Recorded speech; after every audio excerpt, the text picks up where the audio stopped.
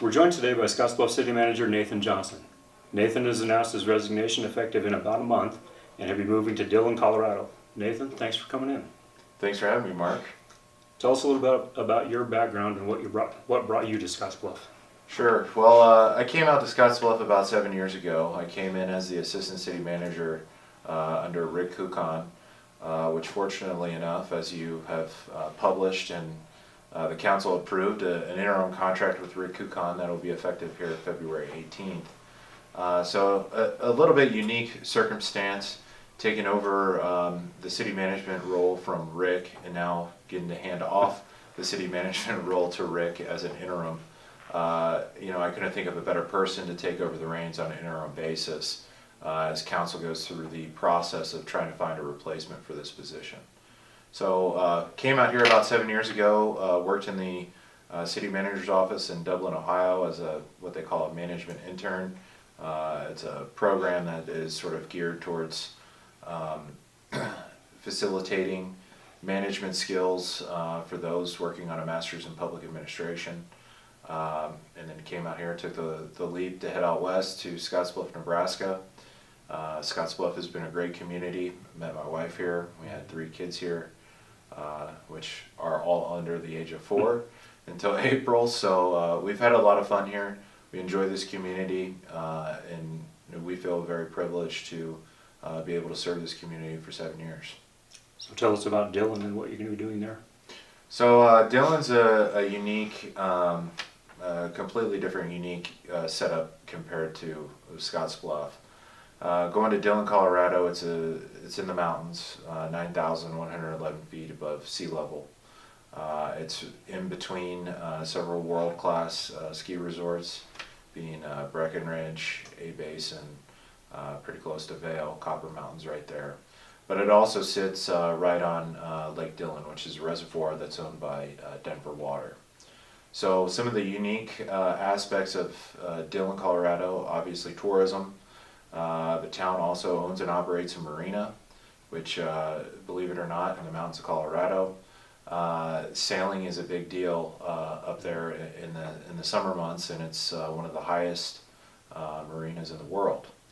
So being able to work on those different avenues, but then also economic development is key for the community in Dillon. They're working on several different initiatives to revitalize the town core, looking at their master plans and trying to make things more inviting and open to the public.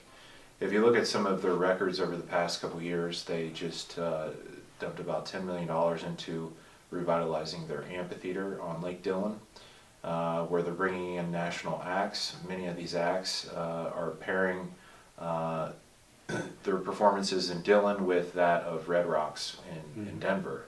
So a little bit unique setup and more of a tourism base. We're excited to expand some of these skills and abilities as a city manager with different revenue sources, but then various different initiatives from workforce housing to trying to recruit and retain individuals in the community. So we're excited about it. Good. What do you see as some of the biggest accomplishments that you've had with the city of Scottsbluff, or that the city has been able to do while you've been here? Well, I think for Scottsbluff, the biggest accomplishment for me is we've been able to retain and hire key employees. If you look at some of the positions that we filled over the years, just in my tenure as a city manager, we're able to hire an economic development director, the first economic development director that the city has had. And as a result of that, you see a lot of different projects that are going on. Our LB 840 fund, our economic development fund, is more active than it's ever been. And I think that's a direct result in hiring Star Lail as our economic development director. But then also we've had a couple different library directors. Aaron Aschenbrenner is a great addition to our team. Tom Shingle as our fire chief, he's a great addition as well. So I think being able to recruit and retain some of these people are key. But what comes secondary are some of these projects. You look at 42nd Street, that was a big undertaking. You look at the solar project, you look at several different partnerships, whether it be the regional landfill, Western Nebraska Economic Development Group, Some of these initiatives have taken a lot to start pushing that momentum and bringing things forward and working collectively and not just on an island ourselves for the betterment of our community and, more importantly, Western Nebraska. You talked about WNED and some of the economic development programs. What do you see as most important for Scottsbluff working not only with Gearing but with other communities in the Panhandle and the region? Well, if you look at the way our state is set up, and if you look at the different legislative districts in the state, you basically have Scottsbluff County surrounded by another district. So you have two voices essentially in Western Nebraska that can actively lobby for you in the state legislature as compared to Omaha, which has a lot more seats. Mm-hmm. So if we can collectively come together, and this is not meaning for us to agree on everything that we do, but to at least have that professionalism to work together to go as a unified voice on specific issues, I think it can help us tremendously. You see this model work through various portions of the country where a lot of these different municipalities have come together and have worked together for the betterment of their communities. A good example would be in Omaha. If you look at what the Omaha Chamber of Commerce has been able to do, we're trying to replicate that on a lesser scale here in Western Nebraska. And I think some of that has, it's paid off so far. You get different senators being willing to listen, but then it also helps when you're lobbying with the League of Nebraska Municipalities. Being able to put ourselves on a map to at least open those doors to have those conversations. So you've got about a month between now and when you leave. What do you want to accomplish in that month? Well, there's a lot that still needs to be accomplished, Mark. I don't plan on sitting on my hands, so to speak. What we're actively working on right now, we're still working on union negotiations with 3 collective bargaining agents. We have agreed in principle with the fire union on Friday, so we'll be bringing that forward on Monday. So we have 1 out of the 3, but my goal is to try to get all 3 of those contracts in place before I leave on my last day on March 2nd. That's probably my #1 goal, because if we want to take care of our employees, we've always had that mindset to take care of our employees, and we want to make sure that some of these things are in place, just because we're going to be moving into an area of uncertainty with Rick as an interim, but then more importantly, whoever that permanent person is for the city manager position moving forward. We don't know who that is and how long it's going to take them to get up to speed. But we also have the solar project coming online. We're hoping that is online here in March. So that's a pretty big undertaking. If you look at the city assets, putting all of those onto that grid, onto that solar panel project, it's going to flatline some costs for the city, and it's going to save us initially a lot of money. And I know there's some comments circulating about that project. However, it was a public-private partnership. The city didn't pay anything to the developers or to MPPD. All we did was facilitate the project and allow them to use the city-owned ground to benefit the city and also the constituents. And from what I heard from Terry Ryerlich at MPPD last week is that the thing is completely subscribed. So we have a waiting list now for that project. And if you look at the solar project, a comparable one in Kearney, I do not think that theirs is still fully subscribed today. So that's a big win for us. It's a big win for the community, and looking at ways to get money back into individuals' pockets.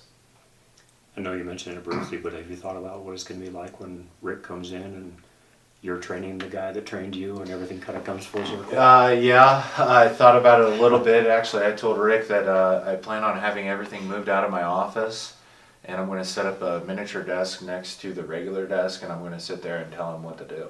There you go. That's good thinking right there. No, I think it'll be a smooth, in all fairness, I think it'll be a smooth transition. Rick knows a lot of the key players in our organization, but more importantly in our community. Some of these projects, such as the regional landfill, they've been going on for years. This is not just a project that we picked up and started overnight. So I think the onboarding process, we have 2 weeks in there. That'll be plenty of time to get him up to speed, but Rick knows a majority of our department heads very well, and I know he's going to trust our department heads to bring information forward and continue the progress that you've seen over the past several years. What do you think are going to be the lasting memories for you and Maddie as you look back at your time in Scottsbluff? Well, I think the lasting memories, I think of it more for myself, coming out here from Ohio, not knowing anybody and being embraced by this community and by the organization, I think has been terrific. I met my wife here sort of on a blind date. That's negotiable, depending on who you talk to. But to meet, what I consider my life partner here is pretty tremendous. But then the icing on the cake and the cherry on top is having 3 healthy kids. And, that's probably the biggest accomplishment that I can say that looking back here for us is having 3 healthy kids. I don't think we could ask for anything more. And having a great daycare provider has been terrific. We're definitely going to miss her and her family. But yeah, I'd say that's probably the biggest. Tell us a little bit about the mentality of not only the residents of Scottsbluff, but the people that you've had the chance to work with. Well, for the most part, I think the people in Scottsbluff have been very welcoming, open, but they're sure. But with that, they're not hesitant to share their opinion, which is good. You need to have opinions. People need to feel free to bring ideas forward. Whether it's good, bad, ugly, we need to know. And I think having and opening that door for public participation, whether it be at a city council meeting, our budget hearing, budget workshop, various different community input, whether it be community festivals, whatever the case may be, having that open door to have that open communication has been key to a lot of the success that the city has had. Believe it or not, a lot of the great ideas that we've been able to do have come from people just sharing their thoughts and opinions, and us as a staff trying to figure out whether or not that'll work. And 9 times out of 10, those ideas don't get shelved; they get put into action. So having that open communication is key to the success of this community. Has anything really surprised you about the community coming out here from Ohio to a place you didn't know? Well, the biggest thing that surprised me coming out here, and of course I saw this in the interview process in interviewing for the assistant city manager, but I see Scottsbluff, and more importantly Scottsbluff County, as somewhat of an oasis. If you look at Scottsbluff, you have Walmart, Target, Home Depot, Menards, some of these big box stores that even bigger suburban municipalities do not have. I think that just shows that this is the economic hub of the region. So if you look at our daily traffic counts, there are more people in Scottsbluff. I would say it probably doubles, maybe even 2.5 times of the nighttime population or the people that reside in Scottsbluff. And I think that's because of the jobs.